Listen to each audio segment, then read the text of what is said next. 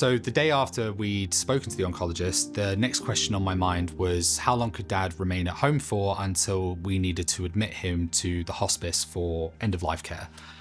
And Dad was adamant that he wanted to stay at home for as long as possible, and ideally he actually wanted to die at home. So Tash and I decided to visit the hospice the same day because we wanted to see what it was like so that we could reassure him. And we could reassure him that it wasn't some horrible dive which he would absolutely hate. We went and we relayed to Dad that it was lovely and showed him some pictures online, and he seemed to really like it at the time. But it wasn't long until we realised that him staying at home, it wasn't going to work. He was significantly in more pain every day, which meant that the nurses agreed to increase his morphine dose. On the Wednesday evening, Tash and I were sitting in his lounge when we heard some movement upstairs, and at first I just assumed that Dad was going to the bathroom, but then I started to hear steps across the top of the landing, which worried me, so I ran upstairs to see what was going on, basically. And I found Dad on the landing, drenched in sweat, and he was convinced that he was actually playing a game of squash. And for context, he used to be a squash player and a squash coach. So he was clearly hallucinating, and that would most likely be because of the morphine that he was taking. So I called the nurses at the hospice for some advice and see if someone could come round to have a look at him, and they did. And they said, again, it was probably the morphine that was causing this, so we're going to look at switching his medication. But for now, he's okay. He just needs to rest. And I didn't sleep much that night because I was worried about him and nervous that he was going to take a fall by getting out of bed in another confused state. So the next day when I sat with him, I asked him, how would you feel about going to the hospice now? And he said no. And I said, okay, fine. But please bear in mind that now you're starting to get a little bit more confused and you're struggling just to do more of the things on your own, like the basic stuff, like going to the bathroom or even just eating. And I need a bit more help here. So I'm not really sure what to do. And then about 2 hours after that, we were talking again, just about stuff and about the hospice and what we were going to do in the next few weeks. And I just asked him again. I was like, look, are you sure you don't want to go? Is there anything that you're worried about? And I just reiterated that I'm scared that something's going to happen to you, either when I'm asleep or I've gone out to buy food or something. So it might be time, or at least coming up to the time. And I felt really guilty because obviously it's his life. It's his body and it's his house. It wasn't something that I was intending to do selfishly, but in a way it almost was. And when I said, actually, I think it might be time because of all these things I said, he actually agreed. And so I called the hospice and they had a bed ready for him, and we packed up his stuff, and Tash and I drove him to Mountbatten. When we got there and I was checking him in, and he looks at me and he was like, what's going on? Is there something you're not telling me? Why are we here? And I was like, oh, okay, well, we spoke about this. We're at the hospice. And I played it off in a way that said, look, we're here for something called respite, which effectively means that they can get some medications under control and potentially discharge you again. So for now, we're just going to see if there's anything that we can do for you. And he goes, I feel like there's something you haven't told me, which confused me a bit. But we got him admitted and put him in bed in a ward that was completely empty. So he had an entire 6-person ward all to himself. And it was brilliant because, like I said before, being in hospital or any of those kind of scenarios, it's not restful, but the hospice was quiet and it was really nice. So he had this huge room all to himself. And then when he got into bed, he just kept saying, am I missing something here? What's going on? Is there something I should know? Am I dying? And I was like, again, Dad, we talked about this. We talked about this morning. And you're going to have to be admitted into the hospice today. And he said, no, like you said that we were coming for a tour. And then I started to realize that he was getting our conversations mixed up, and he forgot that Tash and I had gone to the hospice for a tour 2 days ago. And that was already done, and he'd already seen the pictures, and we'd already had this conversation. And he got really angry at me. And I mean, borderline furious. He was adamant that he didn't want to be there and that he never agreed to it. So I didn't know what to do. So I just sat outside. I left him for a minute while he had a chat with some doctors and nurse as well. And I just let him kind of try and cool down. And then when the doctors came out, I said to the doctors, he's really confused. He doesn't remember this. He doesn't remember that. And I'm thinking, did I make a mistake? Does he think I'm abandoning him here? Because the last thing I want for him is to have him hate me for making this decision. And eventually, this was hours afterwards, I hadn't left the hospice. I was still in the building. But eventually, he said to the nurses that he remembered what was going on. And he remembered that we had talked about this and that he was okay. And then he apologized. And the relief was enormous, because obviously I was just terrified that he was going to not want to speak to me, not want to see me, not want to do anything, because I'd fucked up, basically. But we moved past it.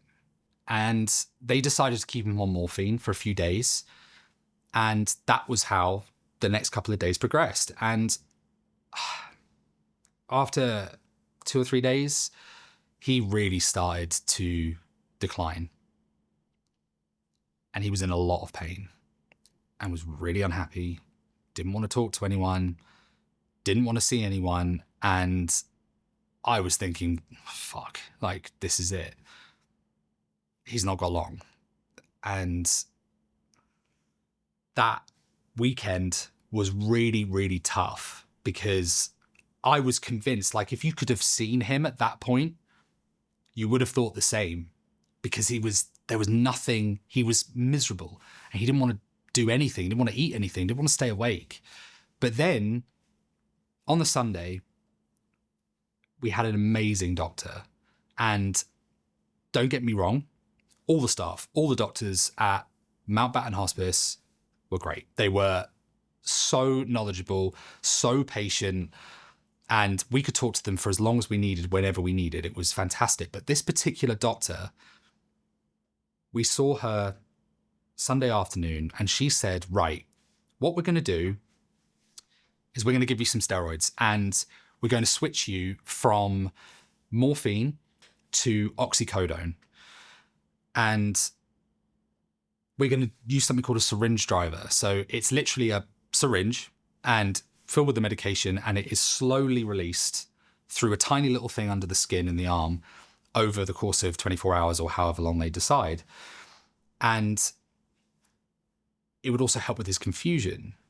And the steroids, she said to me, were to give him a bit of a boost. But she did tell me that once we start the steroids, we'll do those for a day or two. And he's going to feel a lot better, like a lot better. But that won't last. And bearing in mind, at this point, like, Dad and I had had a few conversations where he had said everything we needed to say. And we'd effectively said goodbye to each other. So I'm thinking, okay, well, if we've got 1 or 2 days more where he's going to feel a little bit more energetic, where he's going to be a bit happier, great. Like, that's brilliant. It was about 4 or 5 o'clock in the afternoon when they started the steroids. And while they put the steroids in, I went out and got myself some food. And I came back about an hour and a half later, And bearing in mind, the way that I'd left him, as I said before, was just gaunt, pretty much asleep, didn't want to talk, didn't want to eat, didn't want to drink, didn't want to do anything. And then I came back and he was sitting up and he was talking normally and he was laughing. And when he saw me, we had a real conversation. And then after about 2 or 3 minutes of being with him, I just stepped out of the ward and I just burst into tears because I hadn't realized just how much I missed him. And the way that he was, the way he spoke. And it was like I got my dad back. And over the next 2 days, I thought, right, this is our opportunity for some of his friends to see him. And so they did. I got some of his friends in. They came and I told them specifically, do not say goodbye. This is not goodbye. You are his friend. He is your friend. Just spend time with him. And it was brilliant. It was great. And then gradually over the next 5 days or so, his energy just started to go down and he started to sleep a lot more. And then we knew the time was coming because the following Sunday, so a week after he'd had these steroids, another gentleman was admitted onto the ward that he was on. And this guy was so nice, was so kind. He was a rugby fan and was very similar to Dad in a few ways. And Dad, in any other situation, would have been incredibly sociable and would have been chatting to this guy all night, all day. But he just didn't want to know. Dad didn't want to know. He had no interest in talking to anyone. And I asked one of the nurses, I think it might be time to put him into his own room. And she agreed. And the thing I kept thinking was the day that we got there, the nurses told me that the day that they decide he's ready for his own room, it means he's not got long at all. So he got moved into this private room and it was great. I mean, it was massive. It had its own bathroom and it was incredibly quiet. It was right at the end of the building. So no one was walking past and no one would be around. Like there was no noise. It was great. And it was so nice to see immediately he just relaxed. He was so much more comfortable. And that was great.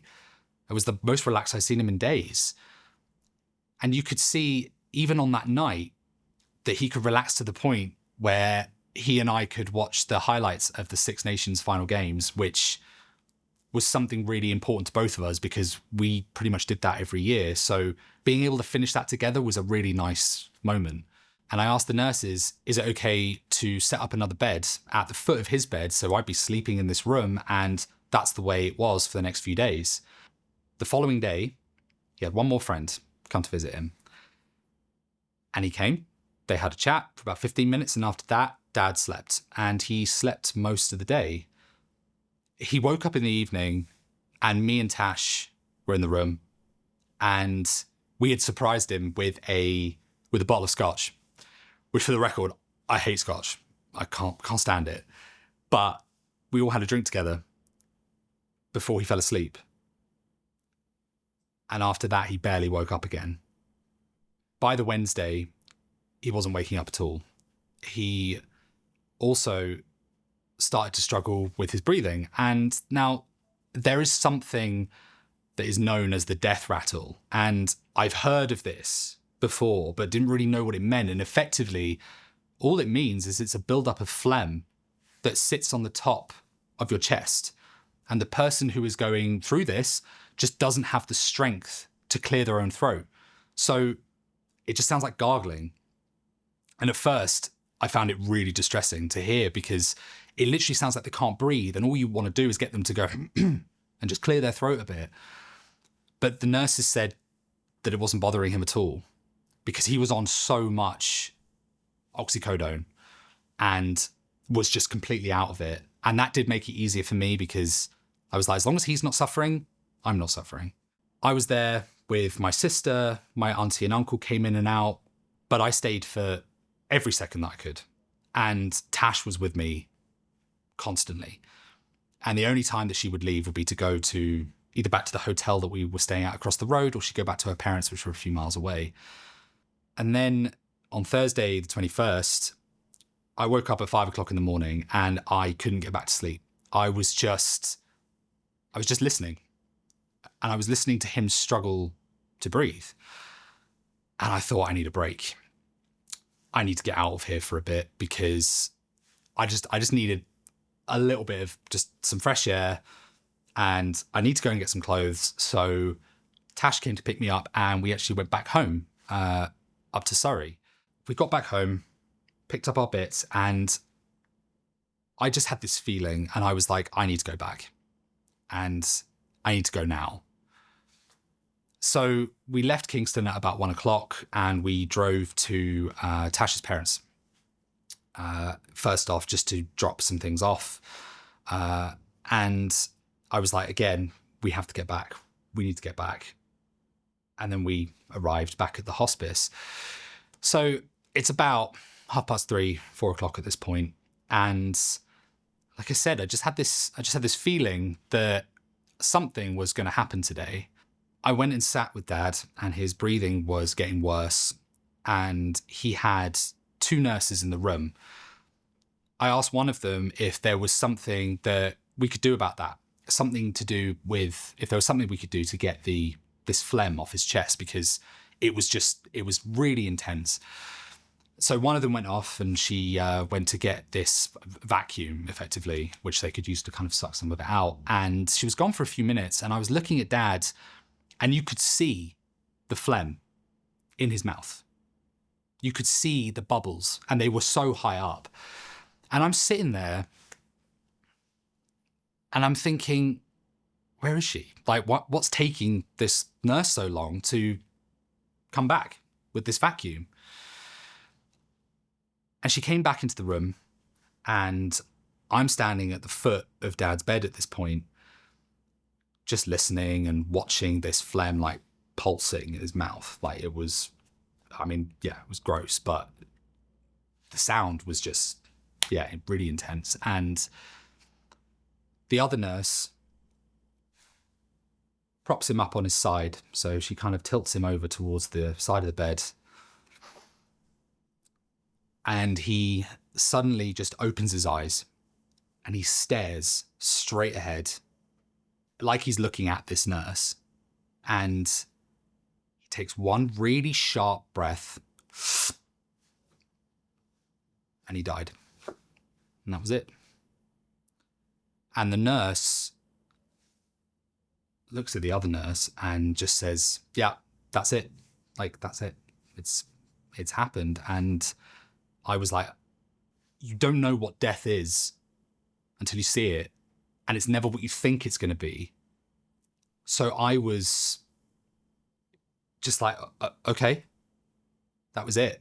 The nurse placed him back down on his back, and I moved around to his side, to the side of the bed, and I placed my hand on his chest, and I just stood there for a minute, and I'm laughing because this is really stupid, but I'm obviously quite close to him at this point, and suddenly he gasps, like audibly, just, and I jump backwards, literally like out of my skin, and I'm like, what the fuck was that? Because I didn't expect it to happen, and the nurse was like, oh, that's his last breath. And I was like, oh, okay, like, is that going to happen again? She was like, it could, but realistically, like, most times it's just the once. And I was like, okay. So he relaxed again. And I asked the nurse to close his eyes because he died with his eyes open. And I asked her to do that because I don't want my sister to see him with his eyes open, because I know that would really haunt her in the future. So she did. She closed his eyes. And then I just stood there again for a minute, put my hand on his chest again, and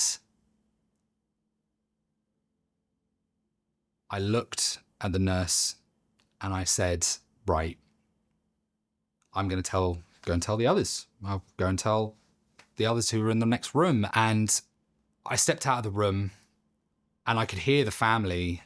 And in the room, it was Tash, my sister, her husband, and my auntie and uncle. And they were laughing about something, and they were smiling.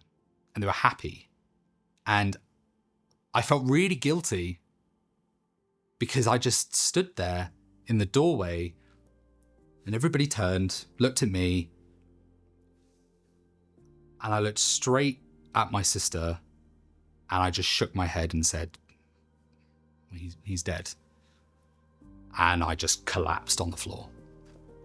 And I was crouched with my back against the wall with Tash's arms around me, and I just lost it. And like what it was like when we got the news in the hospice from the oncologist, it just suddenly hit me. But it hit me now that he was gone. And that emptiness and realization that I just lost my dad was just all-consuming. It was this hole. And I couldn't move. And after we went back into the room, I composed myself. We poured ourselves a drink. And we toasted him. And we just stayed there for a few minutes. And I just said to Tash, I can't be here anymore. We need to leave. And so we left the room. We said goodbye to the family. And we left.